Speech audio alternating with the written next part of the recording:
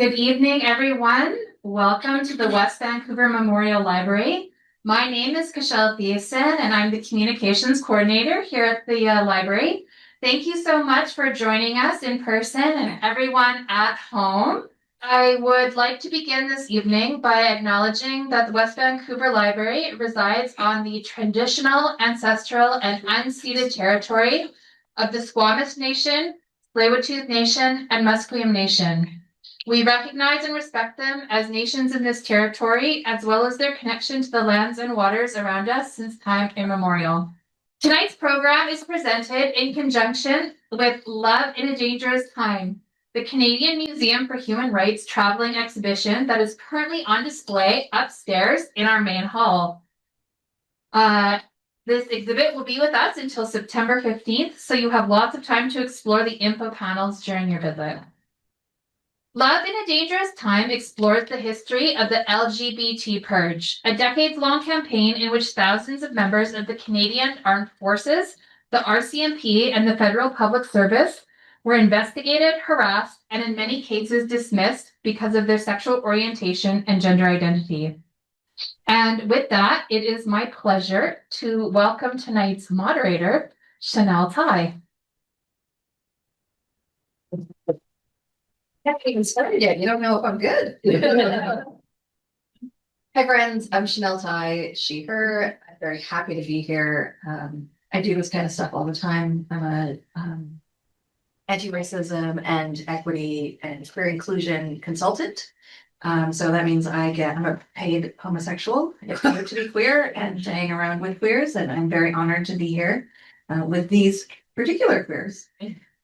Tonight, we're talking about queer history.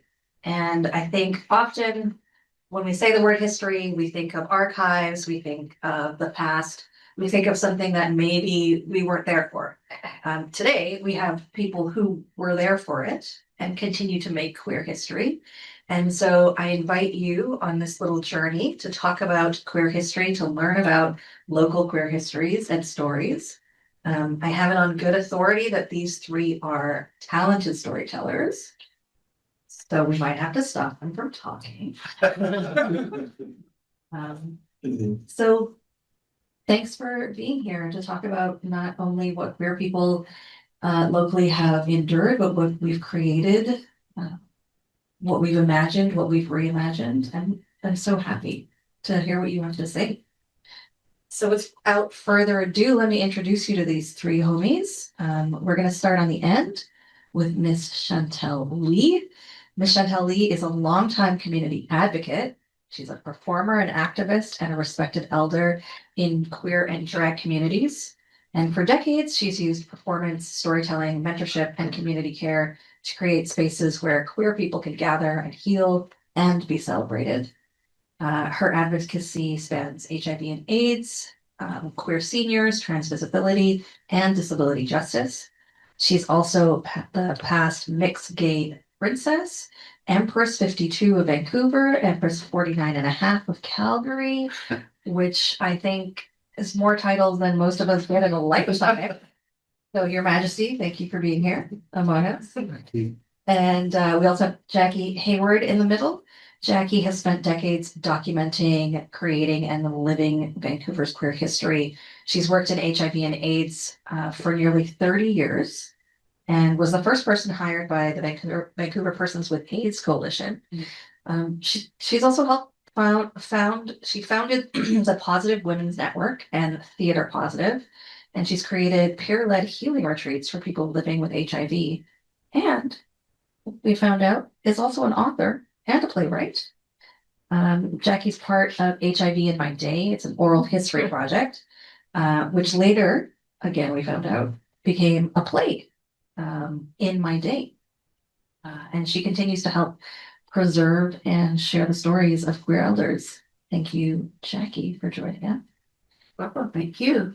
And then last but not least is Glenn Tkach. Glenn is a storyteller, if you can't tell by the hat. And he's a researcher specializing in Vancouver's queer history.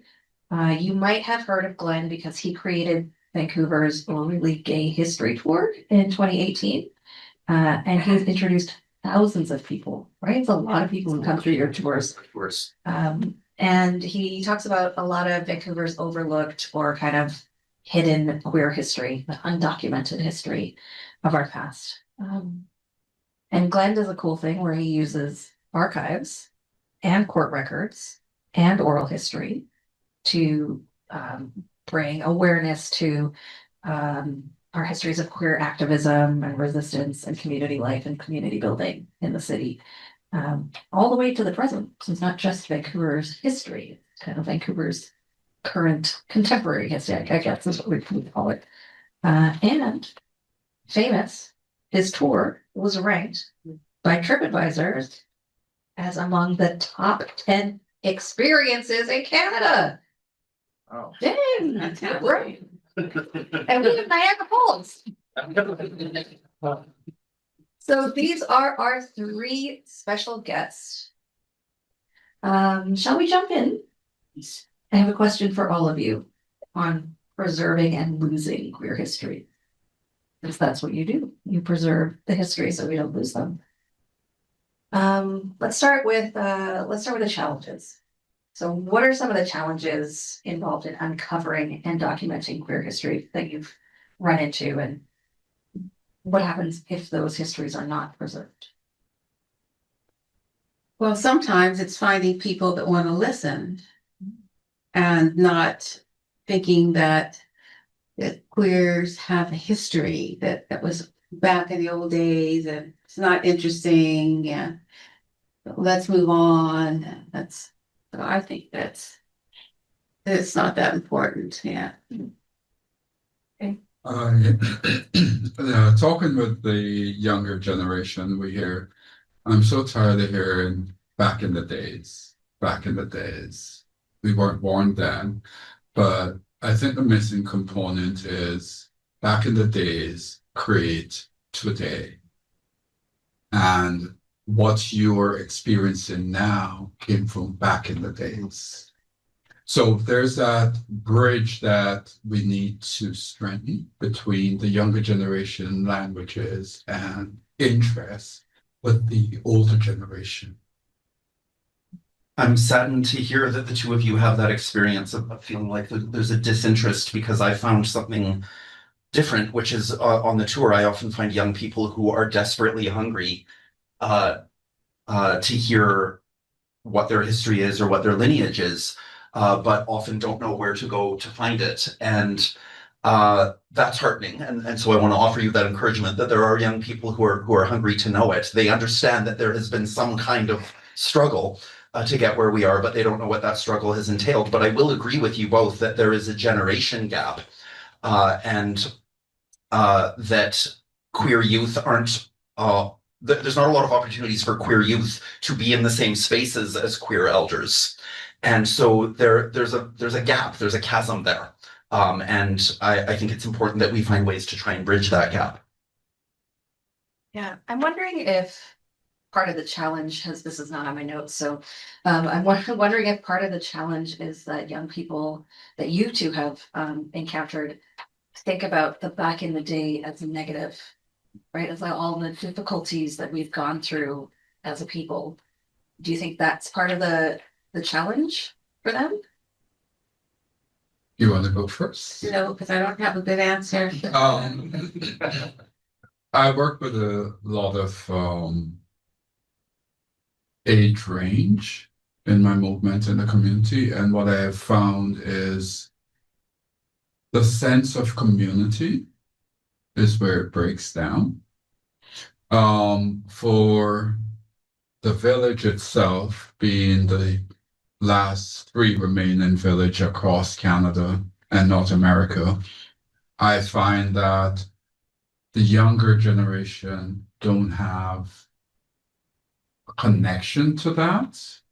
Being born in a what I call a free world, where you don't have to fight for anything, it's already there, and trying to understand the importance of keeping a community as it changes and not get rid of a community because you don't understand it. The community has always been the backbone and the driving force for a lot of movements and a lot of changes. And when you look around what's happening now, as if a lot of it is being taken away. And Canada is not too far behind. So I think the idea of keeping that community a source of strength instead of fragmented is very, very important. And we're having more and more talks between the gaps to try and bridge that. And I think that's what we need is more space like this and more conversation like this and having different demographic in the same space. Yeah, and we are lucky today. There is quite a swath.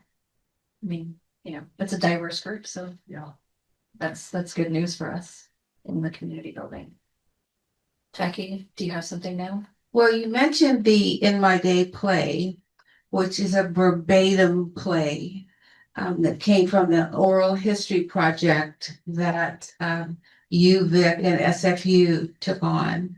And I'm skipping ahead. So the In My Day play was presented at the Culch. It was also presented at the Phoenix Theater, Victoria, and it was done by UVic students. And each student played a person that words were verbatim from the In My Day play, from the HIB In My Day oral history project. So that was pretty phenomenal. I went to that play and I was interviewed in the oral history project. And some of my words are in the dialogue of the play as a character named Jackie, who was played in Victoria by a young woman from the UVic drama department.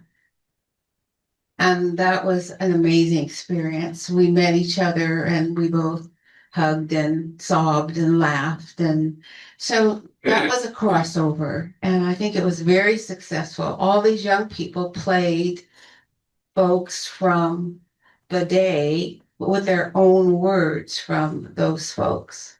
So there's an exception. And it was really high reward and it was intergenerational, good feels all around. Yeah. Jackie.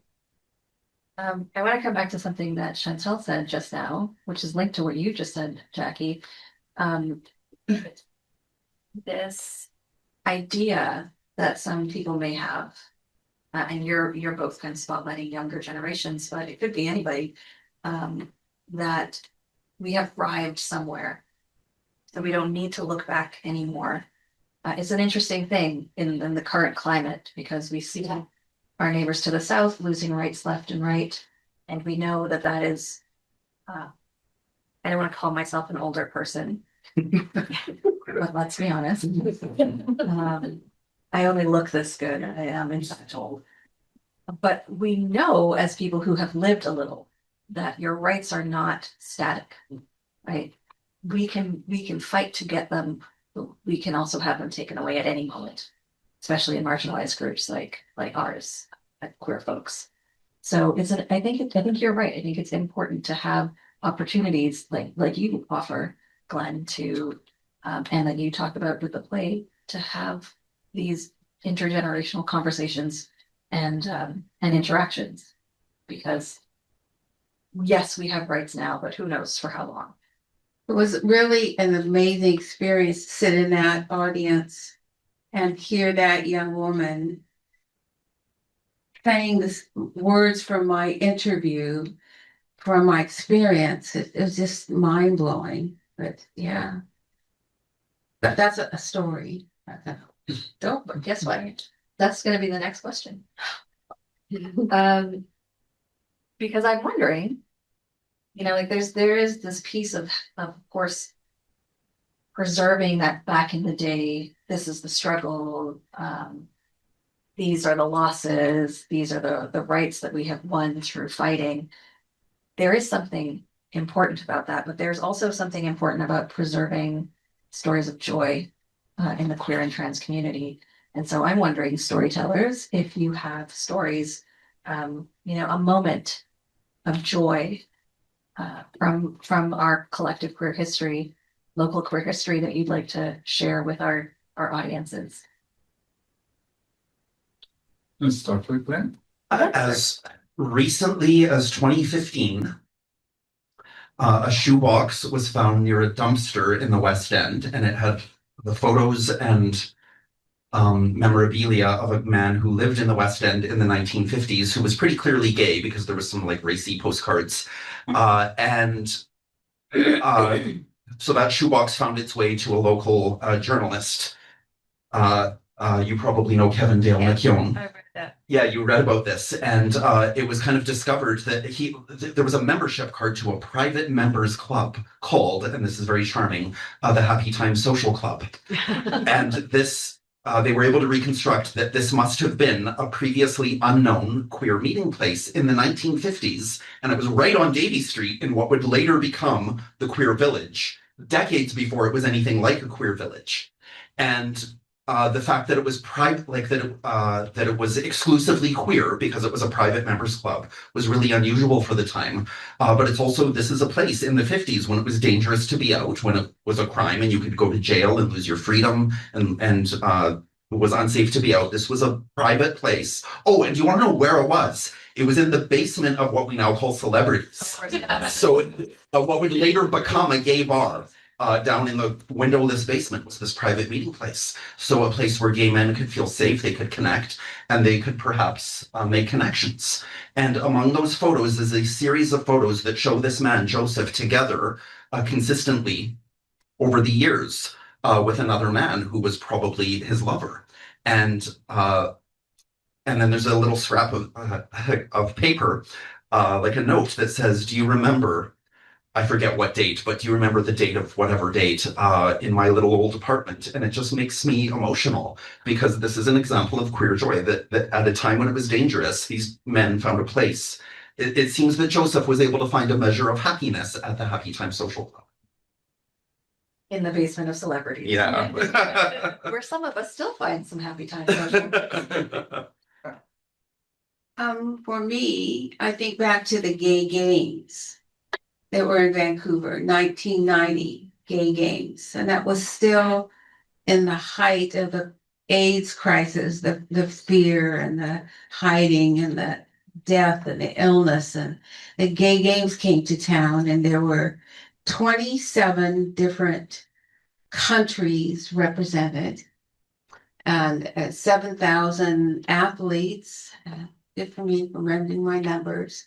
And there was 1,500 cultural participants in the arts and dance and theater. And I performed during those years as a character, a comedy character named Lovey Sizzle. And Lovey was hired to do a show during the gay games, and it was at I think it's BC Place, and she wears a hairnet and a weird outfit and pointy glasses, and she's irreverent and sassy and hot as can be. So Lovey was on the stage in front of 2,000 screaming lesbians. Much like we have. And they weren't screaming to run out of the room. And the bit was, there was a fabulous woman who was a clown, and that's you could do all these juggling and things. And Lovey, so this gave me a lot of joy. And the joy under the tent, I'll tell you. And so Lovey takes off her outfit to the tune of Gloria. And you can't help but move when you hear that song. And the woman's name escapes me, but it'll come to me like things do recently in about 10 minutes. Oh yes, that was a bologna sandwich. So she took my clothes that I had taken off, and she put them on and clowned with putting them on, and underneath I had a little flimsy thing. And that brought me a lot of joy. because it was during the dark times, hard times, and there we were with 2,000 screaming lesbians. Sounds like it brought them a lot of joy too. Yeah. It was good to laugh and to hoot and to, yeah, so. Do you think we could get a special appearance from Levy Sizzles and Next. You know, I can always wait. Mine is bittersweet. And I say that because it was at a time where the AIDS pandemic came out. And so many of our friends were falling. And a lot of family didn't want to do anything with them. And what brought me joy was watch our community come together, take shifts. If you work night, you would be there during the day and would take shift to make sure this person is eaten. We had connection with nurses and doctors who would donate medications, would raise money for those that want to go home and they didn't have that money, would put on shows and would raise a lot of money, would auction stuff off to get a plane ticket to send them home to be at peace. So that I hold very dear to myself. And a lot of people do hold it very dear to watch a community, in spite of everything, come together and give somebody their last bit of joy. I'd like to, sorry, honey. Go I'd ahead. like to add that the lesbians showed up. Yeah. Oh, yes. I mean, East Side met West Side, so to speak. The lesbians really showed up. When I was hired in 1987 to work at Persons with AIDS Society, I didn't have one gay male friend. I lived on off Commercial Drive. I was hip deep in boots and women and, not in that order, but you know. I was busy with Commercial Drive of life and I was serving my community. And so the lesbians showed up. And that's what you say, The community. they really came together. Yeah. Back then, we didn't have all these different labels to identify people. It was the gay community. That's right. So when I use that reference, it includes everybody under that banner. And we had the community come out and out. And I was on night shift, so I would get day shift before going home to sleep to go back to work. I would do a show, scrub out, and then go to work, sometimes with the brows still up. But the community brings me a lot of joy when I see stuff like that and remember stuff like that. And we still do it, you know, not to the magnitude as it was before, but our communities still come together when needed. That's the one thing I can say about the LGBTQ community. They may not always be there, but they will be there. I don't think everyone realizes, I'm so glad you brought that up, Jackie, because I don't think everyone, like, people don't understand how siloed the gay and lesbian communities were leading up to the AIDS crisis and how much that changed during the AIDS crisis. And it was because lesbians stepped over the line and showed up and said, we're a part of this too. And that every step of progress that we have made since then as a community, we kind of owe to it's because we became a more cohesive, strengthened community, and that was the lesbians stepping up. And that was us turning crisis into, like, a really ugly crisis into something beautiful. Yes. And you mentioned how people, or one of you mentioned, bologna sandwich, one of you mentioned how families wouldn't necessarily accept people home. That was rampant. Yeah. And that's where the community came together. And so many men that I spoke to, they could not go home because they were sick, or then everybody would know they were gay. Yeah. Or I remember one young man couldn't go home for Christmas because his sister had a new baby and they needed to keep the baby. And yeah, so we all pulled together, and there's a lot of caregiving and a lot of bringing meals and who could take me to the hospital and can you go with me? And We had a huge schedule to keep in the community safe and to make sure it wasn't spreading as badly as the media would like us to think. So there was information being given. We had medical team that would talk to us. We could get certain pills that wasn't allowed to be given to us, but we had friends on the inside that could sneak a pill here or sneak a pill there. You know, it's when I say it's beautiful to watch, even though it's in the midst of crisis, it's so beautiful to watch an entire community without judgment, without segregation, without anything, come together for one cause. Let's save our community. there were doctors that would not take HIV positive men. But then a cadre of doctors formed. Yes. Yeah. And then we all know their names. Right. But I don't know if I can say them. yeah, but a lot were turned away. I Yes. mean, our organization ran a bit of a smuggling ring across the border to get this particular product that was supposed to be the best thing that was going to happen. It was egg lecithin, was a nasty yellow substance, and I had a freezer chest next to my typewriter because it had to be kept frozen, and we couldn't get it in Vancouver. And it's a fun story I could save till later, but we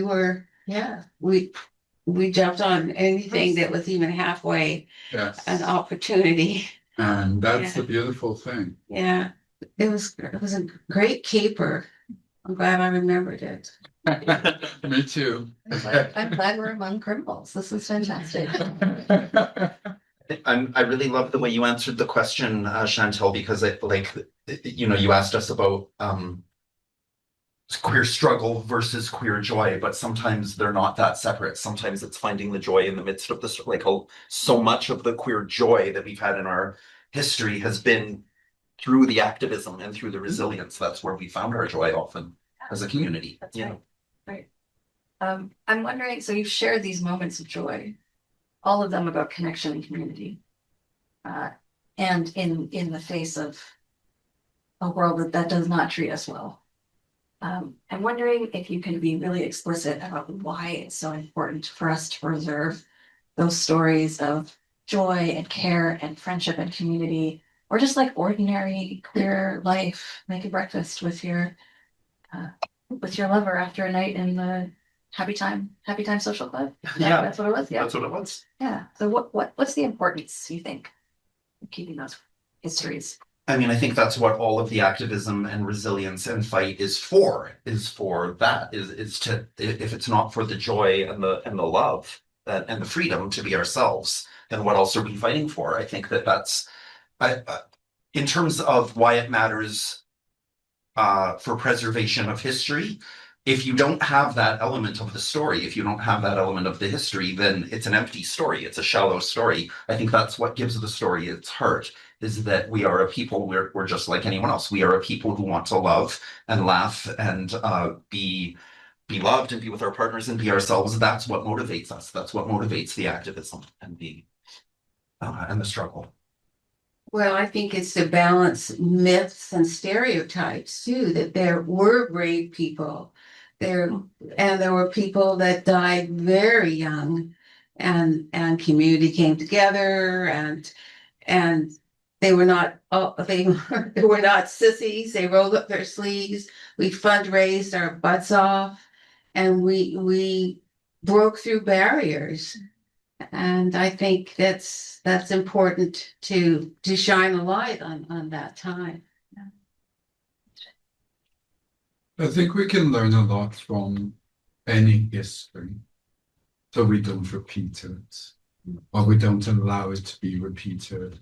I think not knowing the root of everything, where it all started, that yellow brick road, if you are unaware of it, it makes it harder when things are coming to know exactly what to do. Even though you weren't born in that struggle, the fact that you have that freedom and looking at the history and see how far we have come, and look at all the struggles that we've gone through to have this freedom. I think you look at your freedom completely different.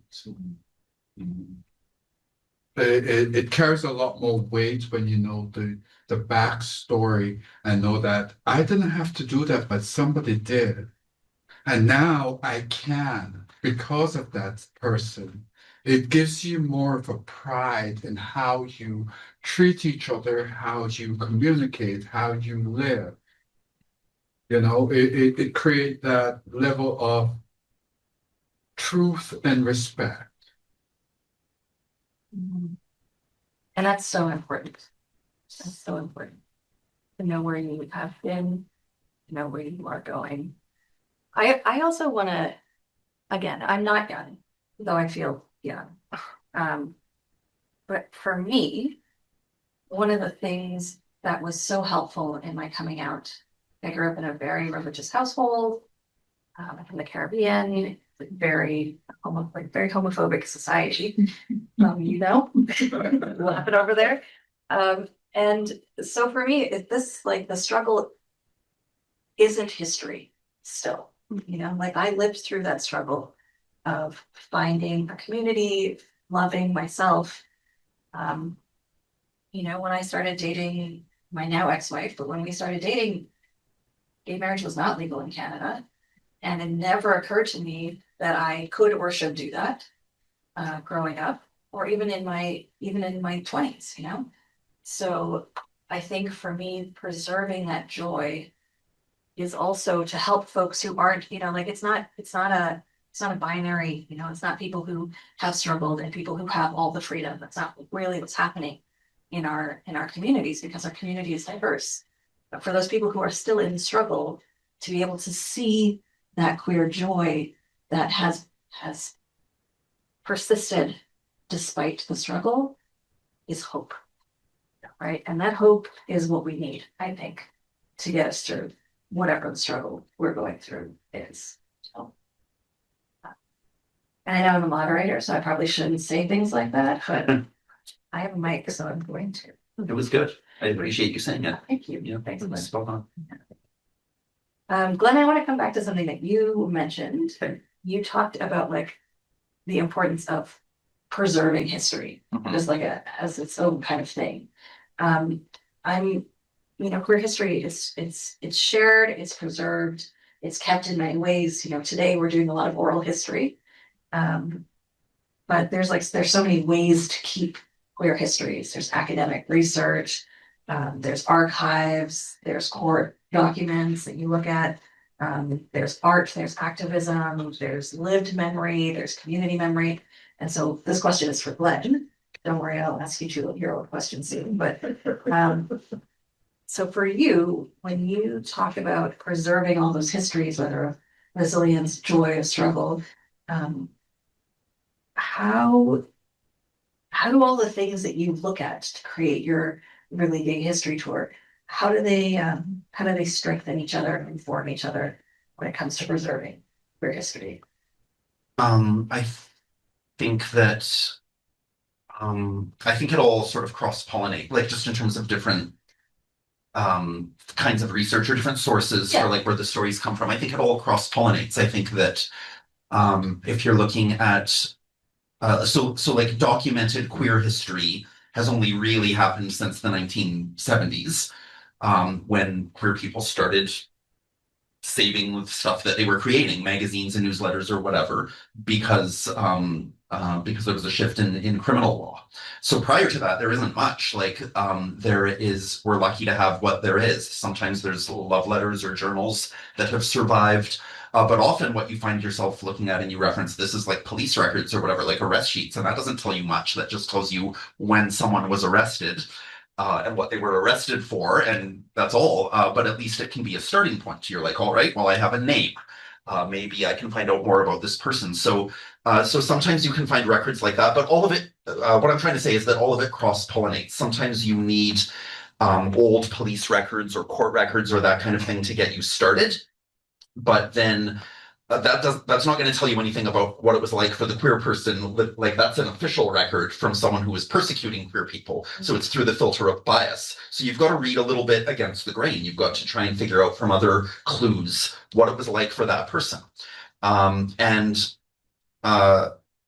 So then when you're talking about more recent history, there's stuff in the archives that's been saved. That's great. That can give you some clues. There's oral histories. Oral histories are really useful because that gives you someone's lived experience, but then sometimes that can also be full of bias.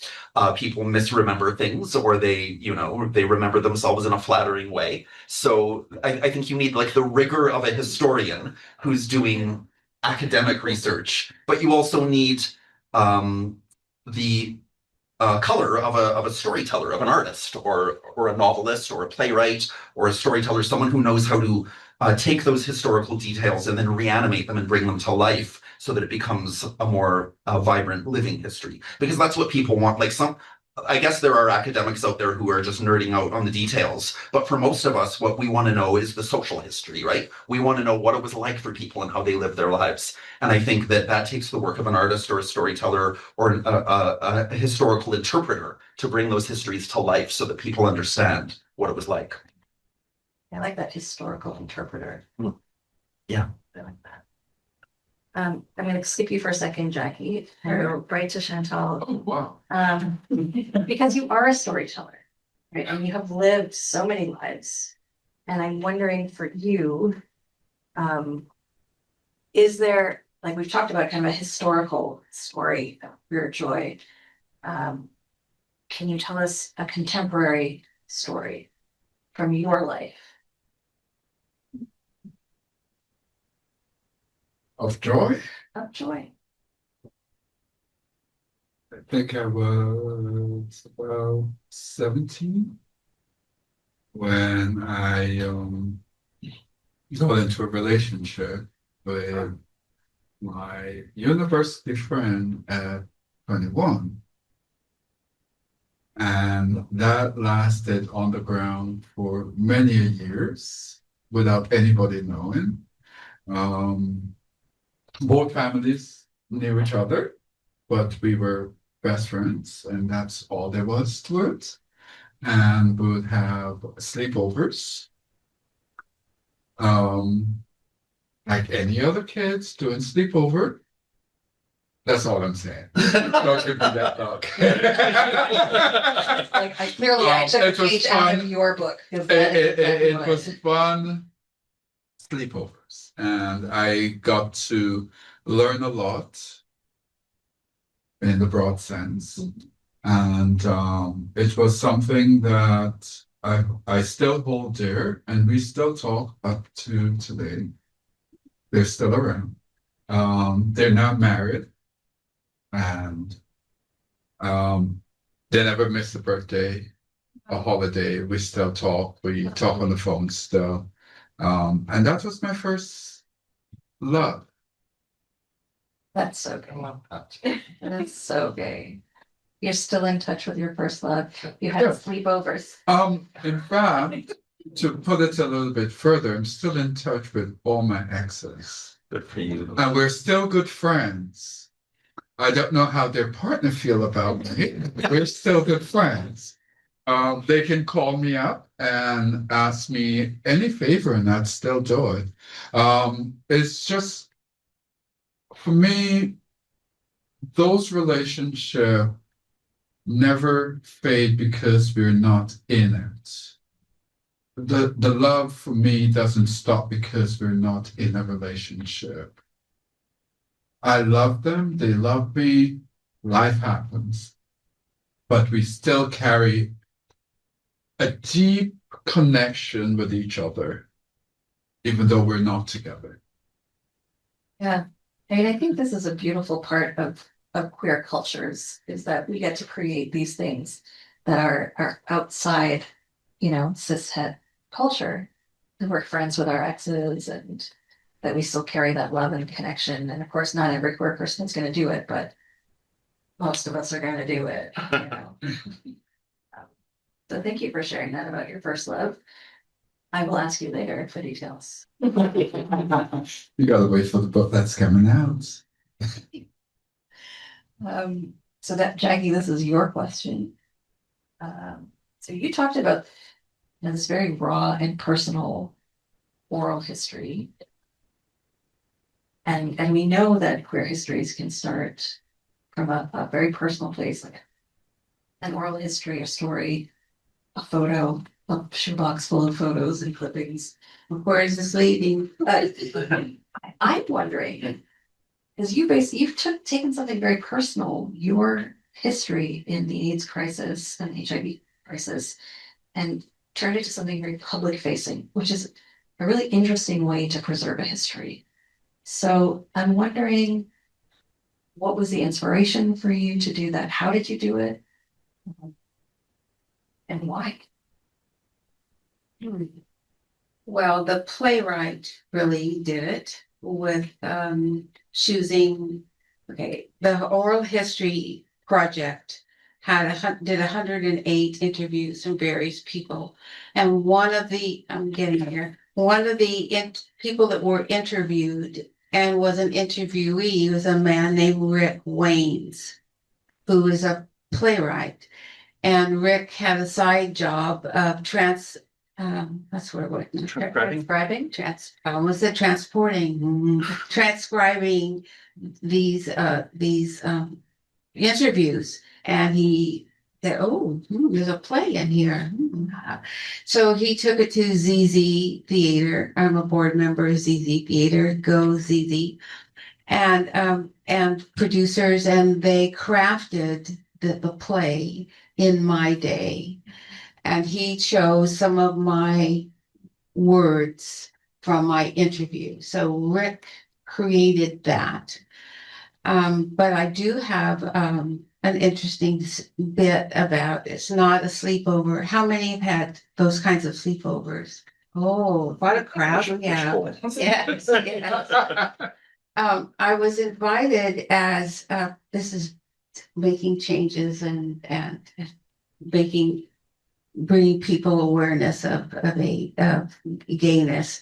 I was invited to go to Whitehorse to as Lovey Sizzle to a conference. Women were awarding the Frozen Turkey Award to the man, and I'm sure it was a het man, a man who had made some of the worst misogynist or anti-feminist comments in government or in media, and it was going to be a big conference, and this guy was going to get a Frozen Turkey Award. So they asked Lovey to present it. Whitehorse, anti-feminist, go get him. So here's the night, and here's the big ballroom. You hear glasses clinking and people talking, and of course, like changing in the washroom, right, sister? Mm-hmm. Yeah, changing in the washroom and to Lovey, and then they came in and said, "Okay, it's time. It's go time." And so I burst through the room and all the tables and came up to the front and got to the microphone, and everybody like, and I don't know where it came from, but I tapped the mic and I said, "Testicle, testicle." That gave me so much joy. Do we have permission to use that going forward? It was great. It just what I needed, and yeah.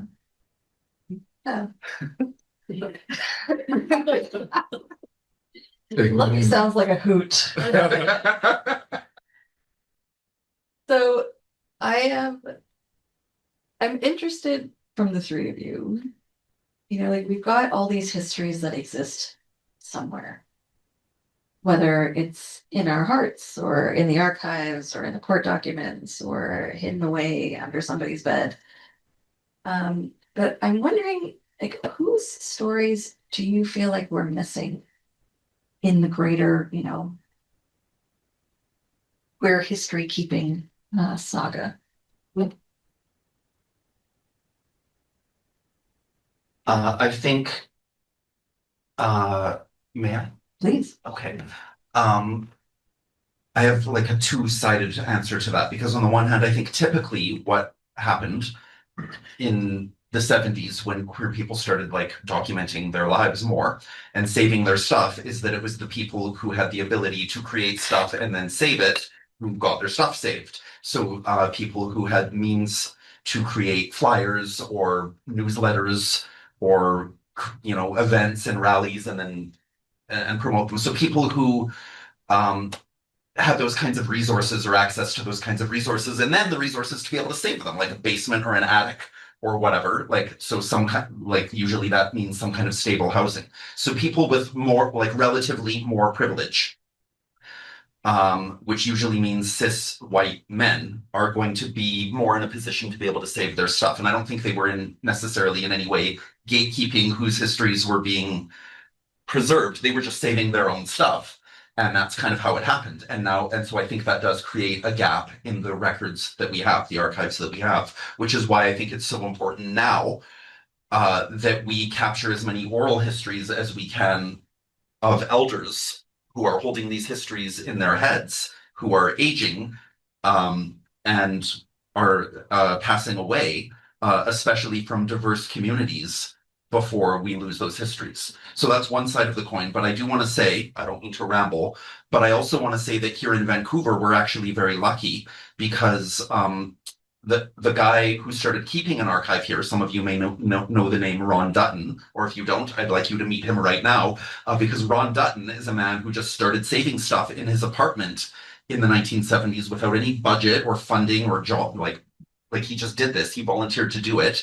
And he created what we now call the BC Gay and Lesbian Archives. And he immediately recognized that we were at risk of that happening, that we were going to get a biased collection if he didn't actively pursue more marginalized histories. So he created categories for Indigenous queer people and people of color and people with disability and people like poor people and regional queer history, like people of like rural queer history. He created all these categories in his archive and then actively sought out to have those categories filled. So not every city has a Ron Dutton, but we have him, and we have this incredible archive that is probably more diverse than most. So isn't that amazing? He's not here, but can we just like have a show of Ron Dutton? Hold on, pause. This is a physical archive. Just one second, Jackie. This is a physical archive that we can access? Or yes. So for most, like from the 70s until a few years ago, maybe 5 years ago, he kept it in his apartment in the West End. And I got to go there. Cashel, you got to go there as well. I think you and I were maybe some of the last people to go there while he was keeping it in his apartment. And I was using it to create the walking tour. And you could just go to his archive and like his apartment, and there were like boxes, like just boxes of meticulously organized things. He about 5 years ago donated it to the City of Vancouver archives, where it is now housed. So now it's more accessible for everybody, and they received a grant to digitize some of it. So the photos and the posters have been digitized, which means you can access it online. So that's a step of making queer history more accessible for all of us. Isn't it amazing? Thank you. Thanks for sharing that. I appreciate that. I have a lot of stuff, Ron would like it.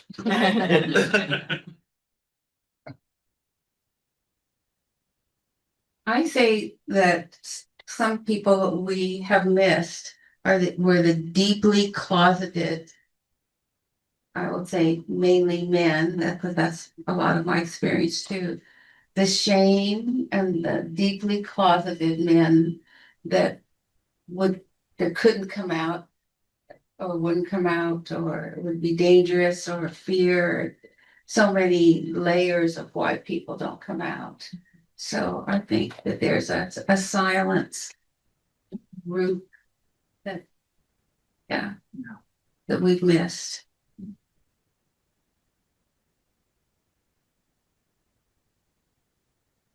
Chantelle? I'm hearing my partners speak, and I'm just thinking to myself, growing up in certain countries where it is so taboo, and so much of there's a lot of pressure on living up to a standard and expectation. And I know for a couple of my friends in my age group that had to get married, had to produce kids, had to live that life, who are now divorced after the kids have been grown and out the door, and they're now just start living their queer lives. And I think a lot of those stories you don't hear about as much is people did what they needed to do to stay alive based on where they're from and what the laws are there. And there was a lot of closets that doors could never come on. You know, they would sneak out at night or sneak out during the day, meet up, do what they're doing, and then go home. Because that freedom to be you did not exist in their world. And in order to stay alive, you had to create a persona that everybody else can see and accept and approve. And I'm from one of those countries, and when I moved here, for years, I looked over my shoulder because information going back home is just as dangerous as me being there. So for years, and this is how I actually started drag, was a disguise, people not to recognize who I was, and was brave enough to go out there and march in every single pride across Canada and do all the activism in face. Because back then, you could be photographed, you could lose your job, destroyed families. There was so much negative connotation relating to exposure. And I used drag as my cover up to be on the front, to do what I do without being recognized. And it's beautiful. And 5 years later, I'm still doing it.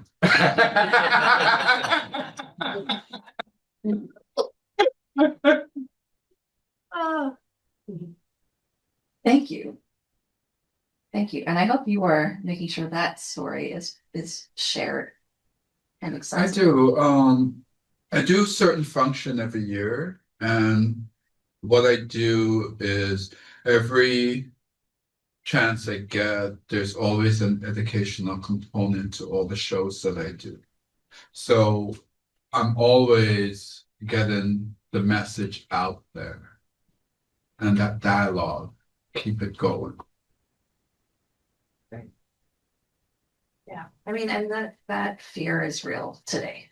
Oh, Right. yes. Still very real for many of us. Oh, yes. When I Yeah. say years of looking over my shoulder, every time I see another person that looks like me, I have to wonder, do they know me? Is this information going to go back? Do they recognize who I am? I can't be holding hands. I can't be doing this. And it took me years to actually shake that fear and be at a point in my life where I can say, you know what?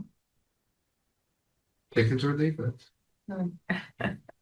This is it. Yeah. Right? But for a lot of us, we still have that fear, even in today's world, coming from certain countries and certain families where they just can't be themselves. And I get it because I was one of those persons. Yeah. And I think there are still young people who are feeling that today. You know, like Yes. there's I again am not young, but when I came out, it was very hard for my parents. and they, of course, told their friends back home. And so I have not been back to my country since I was 18, which was 5 years ago. Right. We went to the same math school. Yeah, and so like that's a real thing. It's a loss that I feel all the time, you know, and the disconnection of culture and Mhm. community that exists, but you know, like there are reasons for us to be Yes. and stay in the closet. You know, those men that we lament the loss of their stories, you know, there's also no judgment there.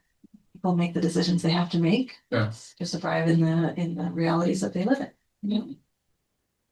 Glenn, you were gonna say. One of the fascinating things that I encounter when I'm on the walking tour is really diverse audiences. Often it's locals, often it's people from elsewhere in Canada or in the States or in the Western world, but often from elsewhere beyond the Western world. So like I've had many occasions where like somebody from Poland is on the tour, and so we between stops we talk about it and they're like, yeah, what you're describing as history here sounds like current events to me. I cannot be out at home.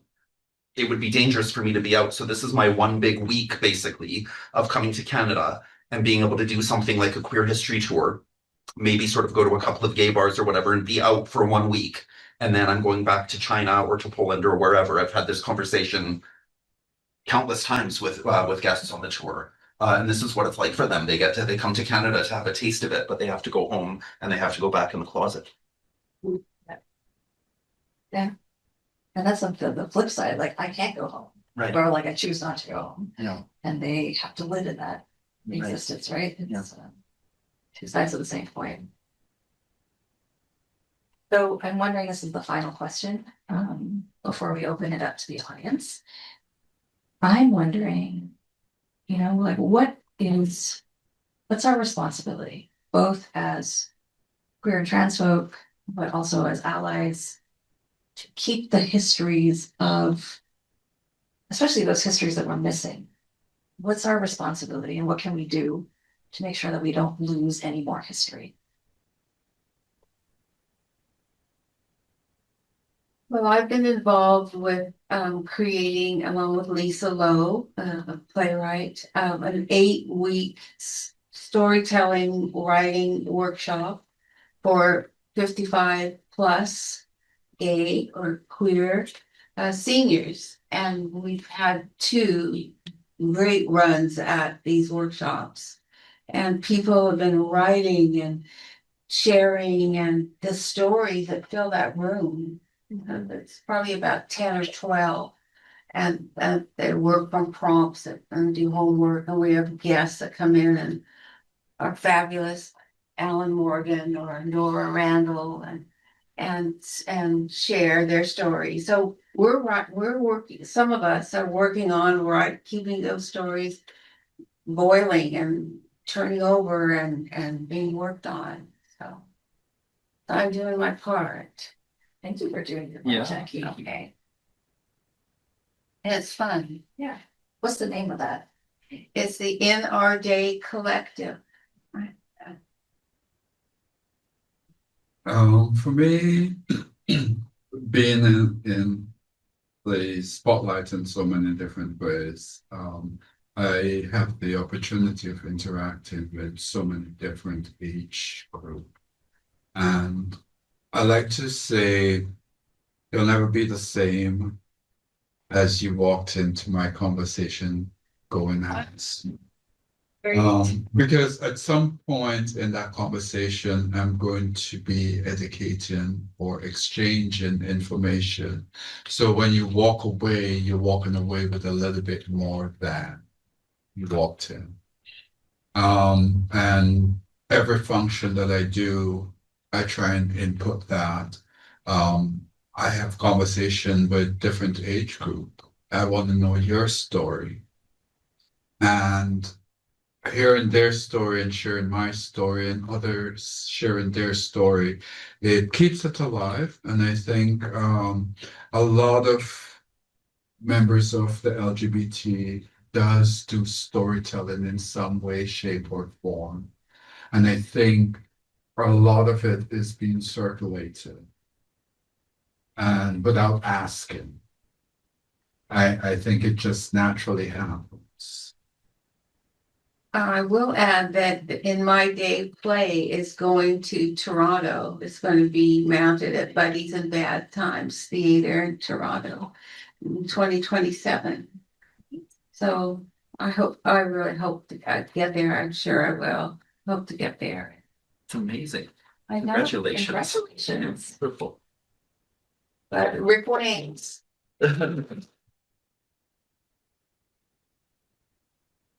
I think, can I jump in? Do I? Is there an answer from you? Okay, I forgot the question.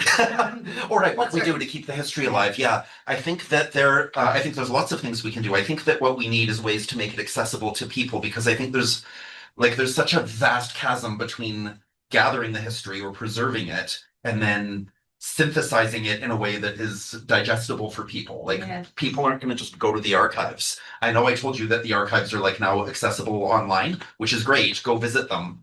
I encourage you, but also it's going to be kind of weird when you get, I don't know if you've ever tried looking in an archive, but it's not the same as a library. Like, you have to know, like, archives are built for researchers. So you have, like, you're going to go find a document, you're going to find an arrest sheet, or you're going to find a file folder of that you're going to flip through to find it. You know what I mean? So there needs to be researchers who go to those archives who can pull out, like, extract the information that's there and then put it together in some kind of digestible format, whether that is a book or a walking tour or a play or a show or an art show or whatever it is. So I think there needs to be more artists and storytellers and I know you like the phrase history interpreters, people who take that information that's been saved by Ron Dutton and by others. There's been lots of oral histories gathered. You were part of an oral history project. Elle Chenier, who was going to be a panelist here, created the lesbian, I forget what it's called, but the Lesbian Archives of Vancouver.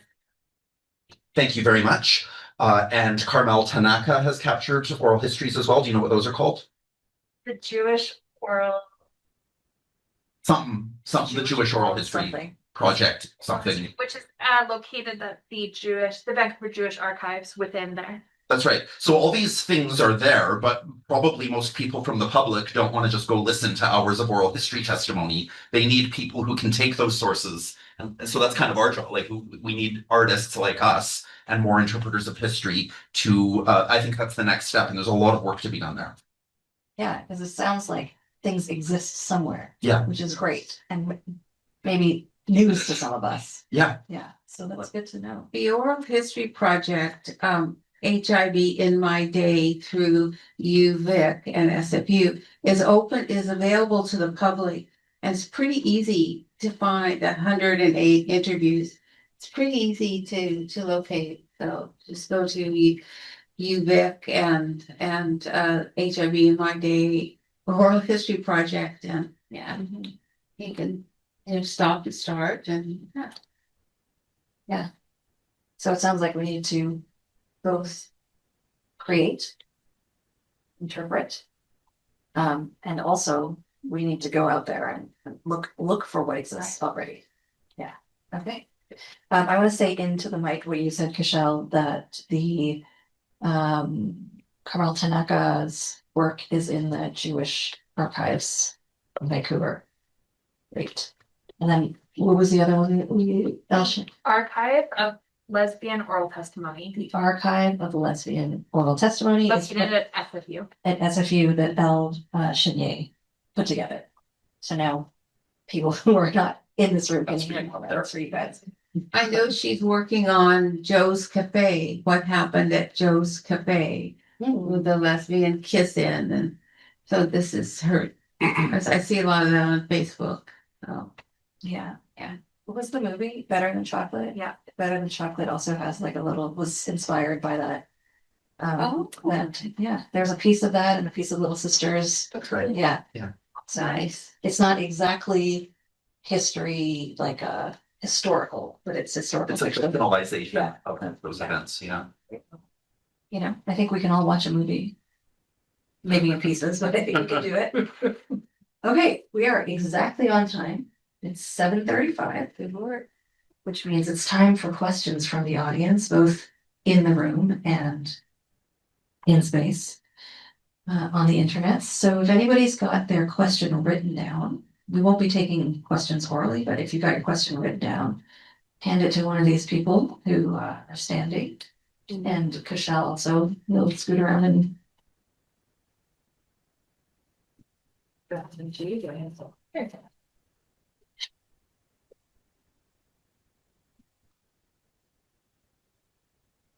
To prove that I am not in fact young.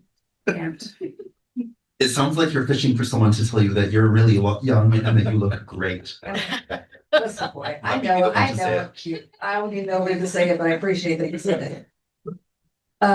So this question is, was there a particular queer movie or TV show, or maybe a movie with a queer character that impacted or influenced you?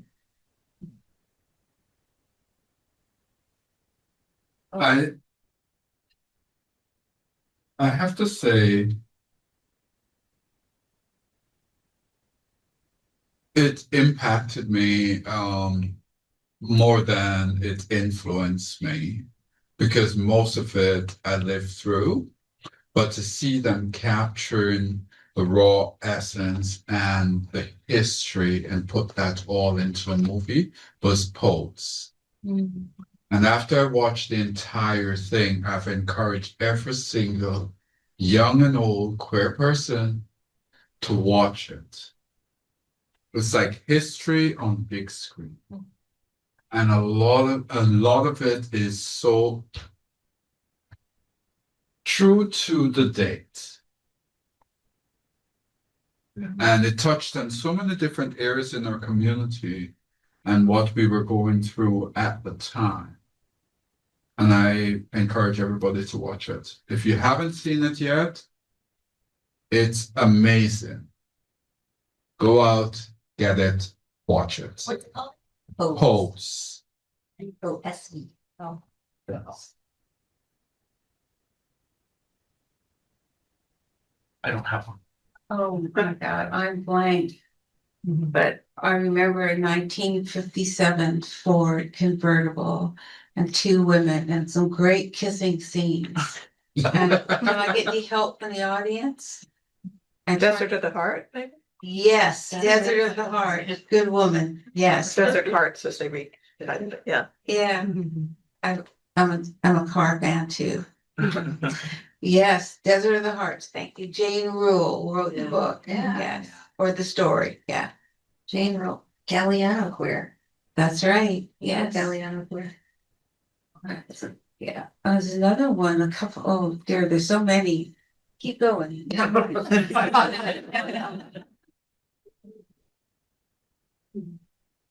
Okay, how about this question for you, Glenn? Sure. So maybe there's not one that influenced you or inspired you. Is there one that you think, you know what? That's not a bad representation of queers in our history community. There's plenty of that. I think probably one of the best representations of the AIDS crisis that I've seen was It's a Sin on Amazon Prime, which was a TV series. I forget how many episodes. I don't remember. It was like 8 episodes or something like that. But brilliantly done. Yeah. Yeah, it's a favorite. Sin. Yeah. Great.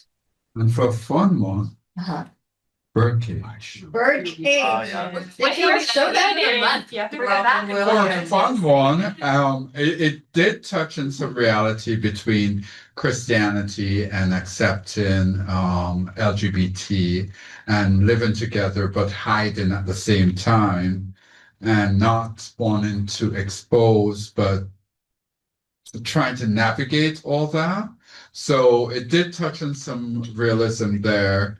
But for fun show, I know I've seen the play, the TV show, the original, but I think the one that I loved the most was Robin Williams, the new Birdcage. Right. Agreed. Yeah. Oh, very Wonderful. I still see him. Right. The houseboy was the best. Could not walk in shoes. Just say. We're playing it next weekend, so on the 29th. On Saturday at 2 p.m. right back here. You can come watch okay, on the Wonderful. 29th at 2 p.m. in this room, in this room. the West Van Memorial Library. Be here or be queer. Be here and be queer. There's another question. Okay, here's another TV question, which is, what are some stories that are tragically missing from TV and film?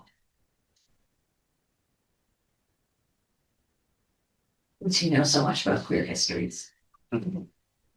I mean, I like, where do you begin? Like, I think there's so much of our, like, the stories that I tell on the walking tour. I'm not trying to say that the stories that I tell on the tour should necessarily all be made into movies or TV shows.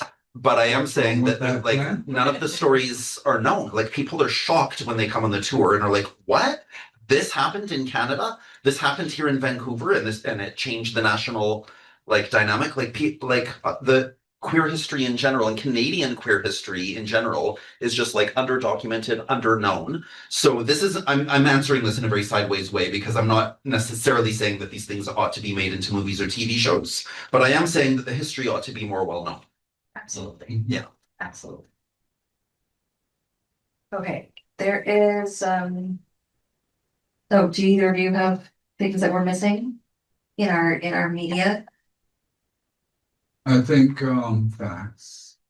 A lot of what's depicted that I've seen, and I've watched quite a few queer movies and stuff, is that they depict us as horny, addicts, Yeah. Drunks, orgies.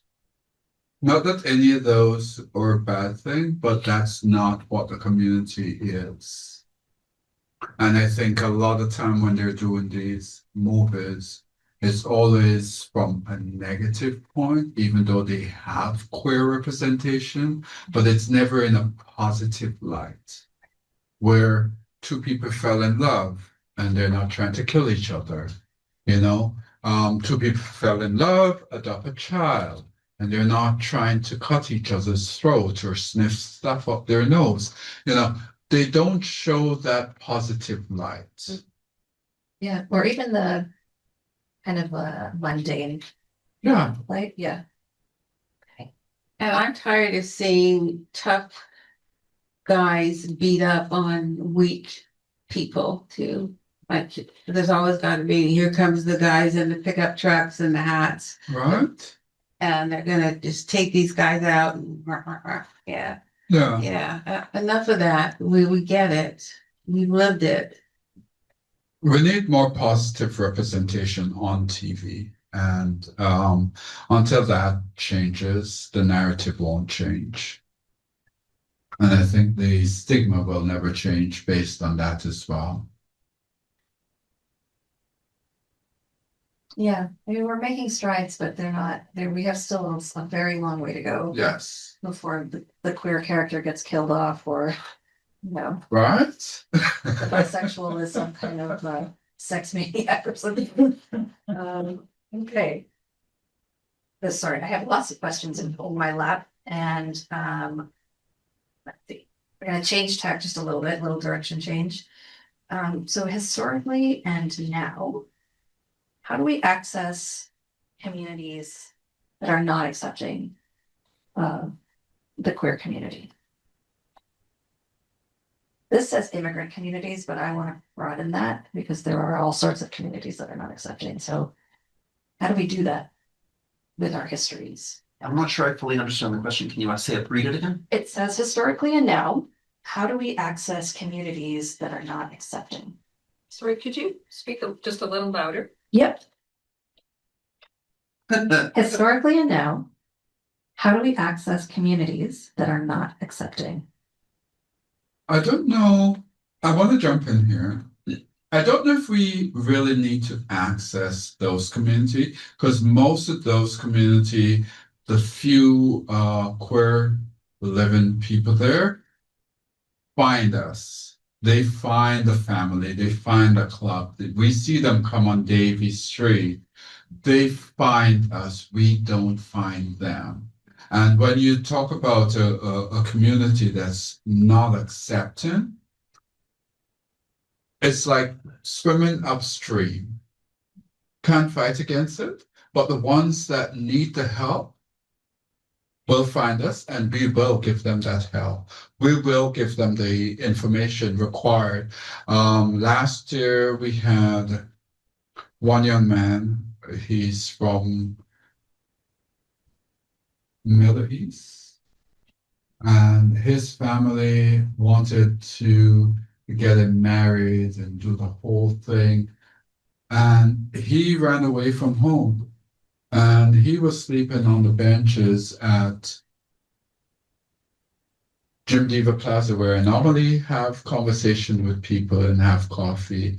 And we started talking and he told me a story and I'm like, so what do you want to do?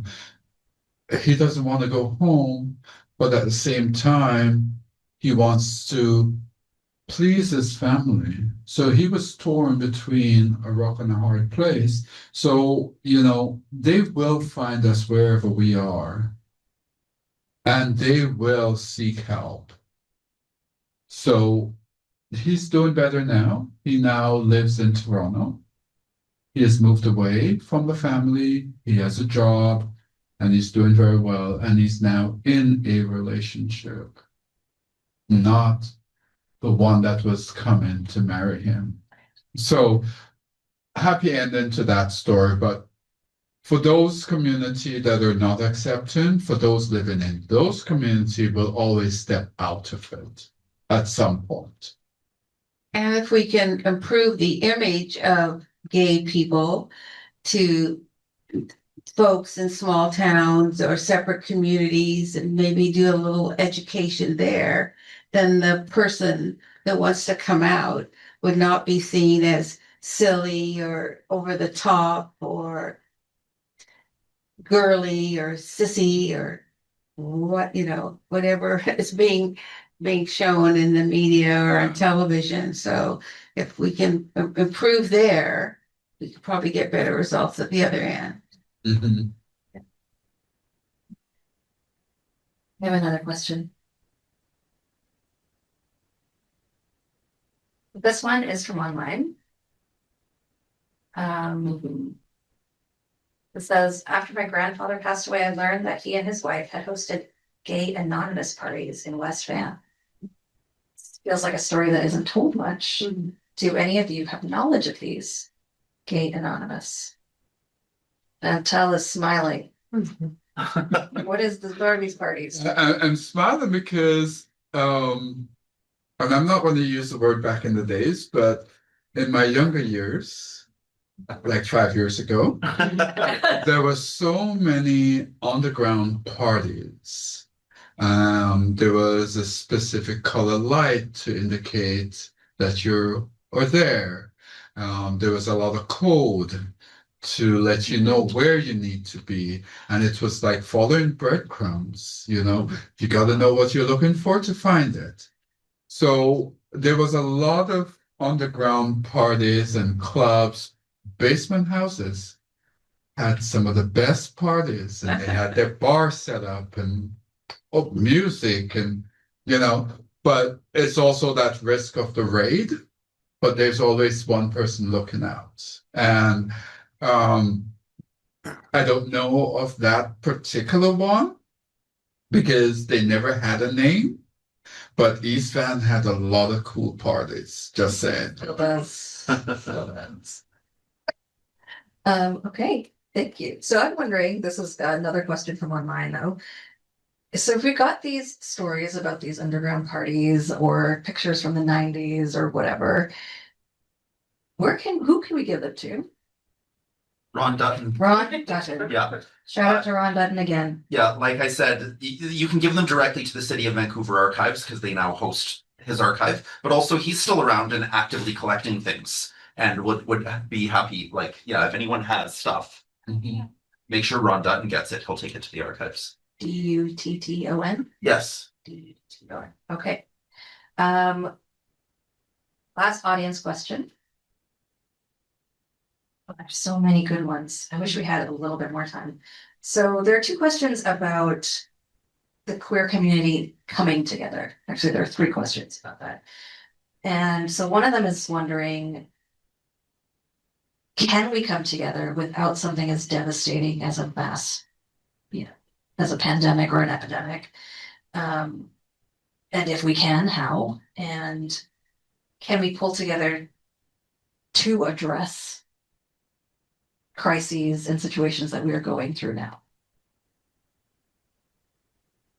There are a lot of organizations. I mean, there's HIM, Health Initiative for Men in Vancouver. There are organizations and community and aging, queer aging BC, and a ribbon community, which is mainly for HIV/AIDS. So Dr. Peterson too. There is Rainbow Refugee, there is Out and Screen, which is a young queer film group that is in the film festival every year. Like, there's no one central point to that question. We have now set up so many different arms out there in different communities that people are accessing it everywhere now. Yeah. So it's not just a central hub. And they all are communicating with each other. So we all know what each other is doing and promote for each other. So it doesn't matter where you are, there's going to be some queer organization near there. Yes. Might be a town over, but it's near there. Right? So it's not a central hub anymore. It's expanded. Yeah. Thank you. We've got to wrap. And I've got to kick those people who are in here out. There are still a couple of questions that we didn't get to, and I'm sorry we didn't, but I'm going to answer one as I invite you to make your way upstairs or log off online. There's a question here about, who's telling these stories to the children? Big Bird. Out on Screen's sister organization, Out in Schools, tells our stories to the children through film. That's great. Storytime at the library. Storytime at the library. I Dream Library also has like actual stories. idreamlibrary.ca, I think, has actual like stories of diverse queer experiences, graphic novels from like K-12. So they do exist. We are doing this work. If by children we also include teens, then lots of high school groups come on the walking tour as well, which is amazing. Get a queer history education. Yeah. Fantastic. Okay. Thank you all. A round of applause for our panelists. Thank you to West Van Memorial Library for hosting us and putting this on. You had a blast. Thank you.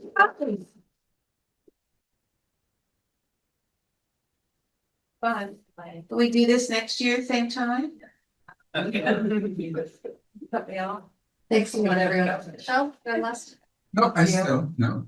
Yes. Can we do this next year, same time, same place? Oh, I really hope so. Oh, wonderful. Maybe So, now if we have some surveys going around, you can let everybody know how much you enjoyed this. And Emailed to you. they'll be emailed to you. And we've also talked about maybe a resource list as well on where you can learn more queer history. We just want to thank our panelists, our wonderful moderator who did such a fantastic job this evening. And